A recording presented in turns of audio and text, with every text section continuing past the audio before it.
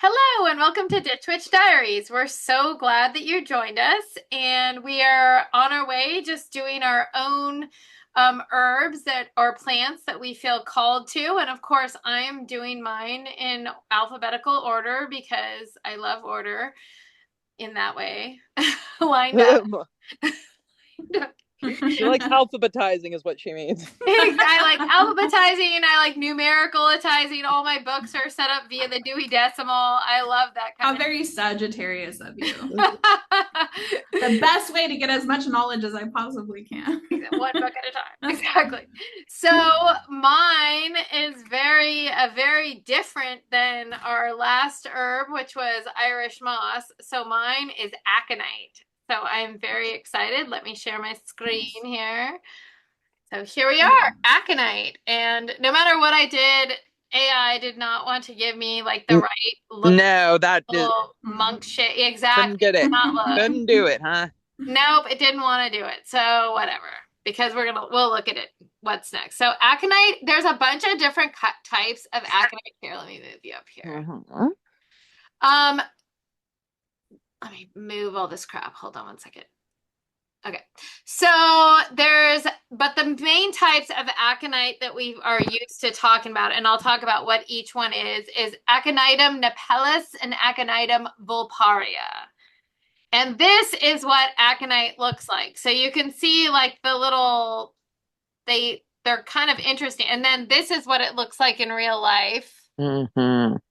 And then again, that's what AI thinks it looks like. So maybe a little bit, but I think exactly. They look like sad aconites. They look like not aconite. Like bells or something. They look like a bell of some We're sort. We're gonna talk about like what the flowers are very like how they are shaped is very meaningful. So it was kind of like exactly. Kept giving me like these bells, but whatever.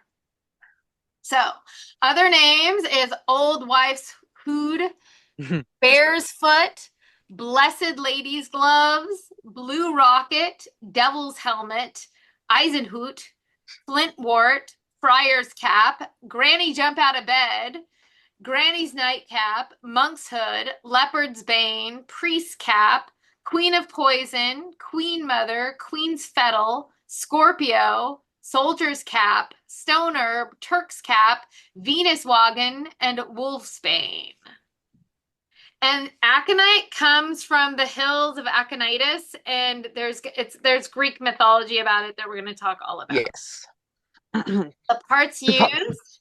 Okay, so I'm going to say this all throughout this thing. Okay, use this very cautiously, if at all. We're going to talk about even like there was somebody in very recent times who died of aconite poisoning. So we're going to talk about that. It's not like some ancient thing that people stay away from. Like it grows wild. There's no known anecdote for aconite. Yeah, and really don't mess with this stuff. Okay, I warned you. You will die. Okay? There is no anecdote. You will die. Exactly. This is a poison. It is a high-level poison, like of the highest order, okay? So just letting you know up front, but we're going to talk about it over and over again. So this plant is native to the European mountains, and so it says, though, that atropine, which is an alkaloid of belladonna, is an antidote to aconite, but that itself is a poison. So I don't know if it really is or not, but the reason why this is stated is because we're going to talk about it, its use in flying ointments. So that is kind of why they thought people didn't die from these flying ointments, was because they combined the belladonna and the aconite. That's what together. they think. Yeah, possibly. That's what the scientists think. But let's not mess with it, shall we? Let's not risk so it. It's a deadly poison that paralyzes, and I'm going to tell you all about it. So the roots are the most powerful in the autumn after the upper part of the plant has died. It's poisonous to ingest. The sap is poisonous. So if you encounter it, don't even touch it. Only touch it with gloved hands. Also, the smoke is poisonous even. Okay, so if you burn it, that's poisonous too. So take heed. This is a fall blooming perennial. It's a vital pollinator, but it's very difficult to grow on your own or maintain. It's not easy to grow in your garden. And aconite, this is a genus of 250 different flowering plants. It's one of the most poisonous herbs. Hello. In all of witchcraft. So monkshood is the Aconitum napellus, and it's the most common. And what we call wolfsbane, though, is different than that. It's Aconitum vulparia. So wolfsbane is a little different than the traditional aconite monkshood. It's a different whatever. So we have some general lore and stories and cultural importance. So classically, it was said to grown in witches' gardens, okay? But take care, grow to reference and reverence the old gods. That's why it was traditionally grown. But like I said, good luck. It's hard to grow and it's deadly. So at your own risk. Because it's a very popular garden flower. It is in a lot of gardens, which is very interesting to me. But yes, it's very popular in gardens. So it's an arrow poison in hunting and war. So even in war, the shafts were coated with the sap, so that when they came around and gathered their dead and they removed the arrows, it would poison the person who was removing the arrows too. And it's a traditional cure for werewolves. So maybe if you're a werewolf, then. So in Germany, the Germanic tribe, no, don't you love that picture? That's the werewolf. The berserkers, they are said to have consumed aconite in order to shapeshift into werewolves, because aconite gives a feeling of hair or feathers growing on the skin. But let me tell you, I've heard it described as like spiders underneath your skin. It's like I have like this description of aconite poisoning, and it sounds wretched. So, okay, in Egypt, it said that Cleopatra, it was part of her suicide cocktail. So Cleopatra had just been beat by the Romans, and Egypt had just been beat by the Romans, and she was going to be paraded through the street. And so she was trying to figure out how to commit suicide. So instead of using the bite of a cobra, which I don't know if that was traditional or whatnot, she decided to commit suicide with a cocktail of aconite, hemlock, and opium poppy, which none of that sounds good. None of that sounds good, but poor Cleopatra. But at least the opium poppy will help keep you calm while you die of all the other stuff. Wretched aconite hemlock poisoning. So in Japan, the Ainu use aconite for arrow poison when they hunt bears. In Alaska, they also use it for hunting purposes. The Aleuts use aconite poison in whale hunting. There you go. Hindu mythology also talks about aconite. So it said it's a popular idea that, so they have this root poison of all poisons called hala hala. And they say that it's from the foam that's produced from the churning of the ocean by the devas and the asuras. So this churning is called samudra mathana. So it's the root poison of all poisons, or hala hala. So what? Said hala hala. Hala hala, exactly. Lord Shiva drank the poison so that he could save others, but his wife Parvati, like it said that she squeezed his neck to prevent it from entering his stomach. Now we move on to Greece, or some of these are Rome, Greece. they have like some similar themes here. So in Greece, they hunted wolves. This is where the Wolfsbane came from, is that they would taint meat with aconite and then they used it they fed the wolves with it or put it out for the wolves to kill the wolves. And that's why it's called Wolfsbane. So in the Metamorphosis, when Arachne challenged Athena to a weaving competition, and it was clear that she was winning, that she was like winning, she was great. She was a fabulous weaver. Athena threw aconite over her to turn her into a spider. So she uses poison again when she plots so that King Aegeus kills his own son Theseus. So the herb is thought to have come from the spittle of Cerberus, the three-headed dog that guards the gates to Hades. That's where aconite is from. It's from the spittle. So in Rome, we moved to Rome, and so Ovid, he like called aconite mother-in-law's poison. And it was so often used in Rome to poison people in 117 AD that it became a capital crime to grow aconite within the city walls. So Pliny tells the tale of Calpurnius Bestia. So he is supposed to be an early serial killer, and he would kill his wives, and the way that he would do it is that he would smear his finger with aconite, and then he would touch his wives' vaginas when they were sleeping and to murder them. Huh. Jesus. Horrible. I know. Well, I hope it seeped into his fingers and killed him eventually. Exactly. Maybe he wore a little thing over his finger so that he wasn't so... That's gnarly stuff, though. Okay, so then pop culture. We get some pop culture references in here. First, Harry Potter. Remus Lupin, he was a tormented werewolf. He drinks a potion of Wolfsbane to ease the transformations. So it's found in Harry Potter. And also in 1931, in the 1931 version of Dracula, Wolfsbane was a vampire repellent instead of garlic, which is an interesting kind of switcheroo with that.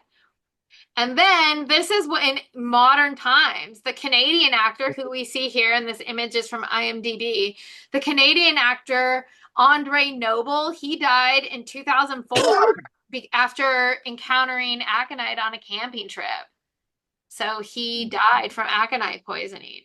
So again, take care. Like it could happen to you. Like it happened to like famous people. So our correspondences.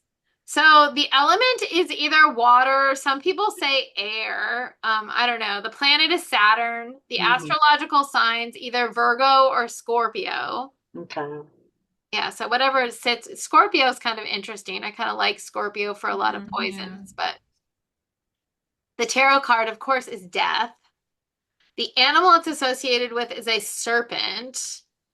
And the stones are Apache's tears, hematite, howlite, and obsidian. The color is violet because it's a really dark violet purple going almost to a black purple. I don't know why the direction is west, but it is. And the goddesses are Circe, Hecate, and I found a lot referencing Hecate, Medea, and all goddesses of death in the underworld. So the magical properties. I feel like Hecate just floods everything. Well, nowadays it's all Hecate. I know, everybody's all into Hecate. It's all Hecate, so it's all that's fine. Hecate can be the big one for a while. Let her have her moment. Yeah. She has her moment. She's very popular. Let Hecate have her moment. Exactly. Yeah. Her moment, her 15 minutes. Exactly. I wonder though, after that show, I haven't heard very much about people watching that show Chaos, but it was really good. And there was no sign of Hecate in there. It was a really good little... Oh, interesting. Yeah. Hecate even shows up in Sabrina. Oh. Does she? Okay, cool. There you go. I mean, she doesn't show up, but they call to her. But they call her or something. Yeah, I do kind of remember that. Yeah, she's the popular one right now. Have you been watching Agatha all along? No. Check it out. It is really, really good. It's really good and it's very witchy. I bet. Interesting. Yeah. Oh yeah, you told me about that last week. That's right. I did. Yeah, and I highly recommend it. Me and my son, we get together and watch it like every week. We get together and watch it, and then we watch. Shout out to New Rock Stars. We watch his breakdown, even though he has so many crazy theories that never pan out. It's fun to watch, like how he breaks down like every little piece of it. And I often have to stop it and say, where in the hell is he getting this? Like, because they're talking about witchy stuff, you know? And so I'm like, I know way too much about this. I have to stop it. Oh, okay. Let me just explain. This card doesn't mean what he says it says. It's supposed to mean. I said, let me show you a picture of the Rider-Waite card that he's describing. Like, no. So anyway. So there you go. So in magical properties, aconite is traditionally a witch's herb. Like I said, it was a flying ointment ingredient. Yes. And apparently witches would chew the leaves for hallucination and anesthetic effects, but please don't do this. Please don't do this. Don't do this, okay? This is just some lore. We're talking like, don't. Yeah. Okay? Yeah. I'm just saying. Probably not a wise choice. No. Yeah. But it is a sacred herb to witches. It's also used for banishing and warding and courage, all that good stuff. Protection. It's used to purify sacred spaces and sacred tools. Obviously, death. Now we get to death. So it's connected with the spirits from battlefields. Like, because it's often used in war, it's supposed to incite bloodlust. So in funerals, it promotes safe passing in funerals. It's supposed to separate the spirit from the body, okay? Because it kills you. Of course it's going to separate the spirit from the body, you fool. Right. It's associated with death. It will separate your spirit from your body. It's connected to the lower realms, and it's supposed to, though, protect your body in the lower realms. It empowers protective spirits. It can be used as an offering for protective spirits. So it's also, you saw all those, there's a lot about transformation, like arachne into a spider, like werewolves and transformation. It's associated with rebirth and transformation. Yes. It's also associated with animals, and it's supposed to cure and or repel, depending on like what mythology you look at, werewolves. So it's also used for aspecting with animal familiars and journeying in animal form. Summoning spirit hounds, like Cerberus, right? So the spirit hound. And like we said, war magic. So the hoods on the flowers, that's why we were talking about the flowers has a very specific look, like Monkshood or like, but the hoods are thought to look like war helmets. So you're supposed to spill your blood on the plant bed to affect war magic. That's like part of it. So you can make war magic work for you. So again, medical disclaimer, putting it up there large and in charge. We are not doctors, but I'm telling you, you will not need a doctor to tell you that this is a poison, okay? Sure. We're not doctors. You don't have to trust our medical opinion. Exactly. In fact, we often encourage you not to. Exactly. Exactly, we do. This is but not in this respect. This is a fucking poison, okay? In case you didn't hear it all the millions of times that I told you before, it is. It's a cardiac, respiratory, and circulatory depressant. It will kill pests and rats as well as humans. 10 to 15 grams is a lethal dose for humans. So poisoning indications, you'll know if you're being poisoned because you'll have chest pain, suffocating, hypothermia, a pale face, diarrhea, blurred vision, slow or weak pulse, irregular heartbeat and breathing, restlessness, loss of speech control, headache, pinpoint pupils, nausea, vomiting, tingling, burning, followed by numbness and dizziness. Horrible stuff. A good time. Now, this is an interesting thing because So Alexa Pharmaca was it. They have a thing in there by the Greek physician Nicander of Colophon, and this is from Inkwright. So there was this instant where somebody mistook the like aconite for oh, what is it called? I have it growing in my garden. I don't know how you could mistake it for this, but horseradish. And they grated it up and used it in food. Okay. And like a couple people died, but some people just got really sick and by a miracle did not die. And so this is what they said about having been poisoned by aconite and having recovered because they didn't have very much of it, apparently. So when one takes aconite, the drinker's jaws and the roof of his mouth and his gums are constricted by the bitter draught as it wraps itself about the top of the chest, crushing the man with evil choking in the throes of heartburn. The top of the belly is gripped with pain, and all the while the moisture drips from his streaming eyes, and his belly, sore shaken, throws up wind, and much of it settles below about his mid-navel.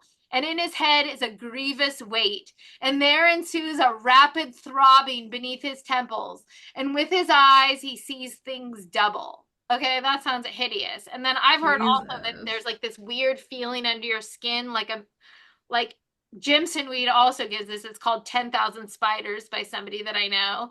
But this talked about that same feeling, like that there were spiders underneath your skin or bugs crawling underneath your skin. God. Sounds horrible. Horrible. Yeah, real bad.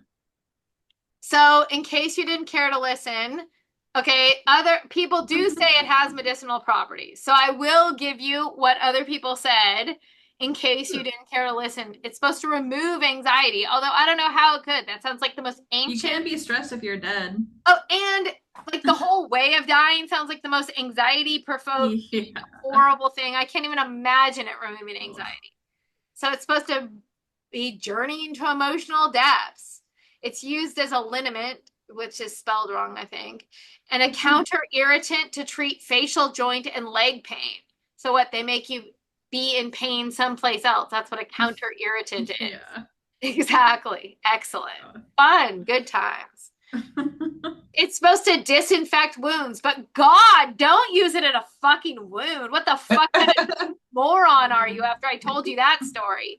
Don't do this, okay? It's supposed to increase circulation, induce sweating, increases urination. So apparently, though, the Blackfoot, they used it in probably they powdered the root and seed and mixed it in oil and then rubbed it on the scalp for dandruff and lice, but also in fever, respiration, and throat infection. So I don't know if they were using like okay, so let me give you a possibility what this is, all this medicinal other stuff is what is it called when you use a very tiny amount of something to induce microdosing? It's not, no, it's called it starts with an H, and you find it at all like the health food stores in little beads. Fuck. It's okay. Anyway, whatever. Okay, so if you go to like a health food store and you'll see like all these like little lines of like things, and they're like these little beads and containers that say like 15G or 30, 15 or 30, and they're like micro and so, like nicotine is one of them, even nicotine, I swear.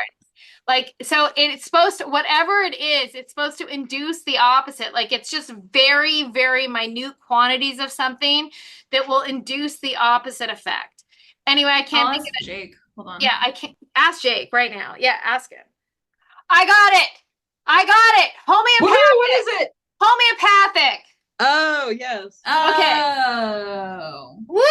Okay. Oh my gosh, it was gonna kill me. I looked up Vitamin Shop and I like scrolled through, but it's in homeopathic remedies. Okay, so that's the idea. In homeopathic remedies, it's that you use a little bit of something, very, very micro amounts of something, and it induces the opposite. So possibly like are used like in like the opposite. Like I could see like removing anxiety because it seems to incite so much anxiety. So I could see that like possibly like homeopathic remedies that contain this may be used for such things. So there you go. That's a possibility. It's also psychoactive, obviously. So these are the sources, all of the sources here you can get, and that is it. That is Aconite, and I hope you enjoyed it, or my poisonous Aconite. And if you liked it, subscribe and like the video. Thank you so much, and we'll see you at the next Ditch Witch Diaries.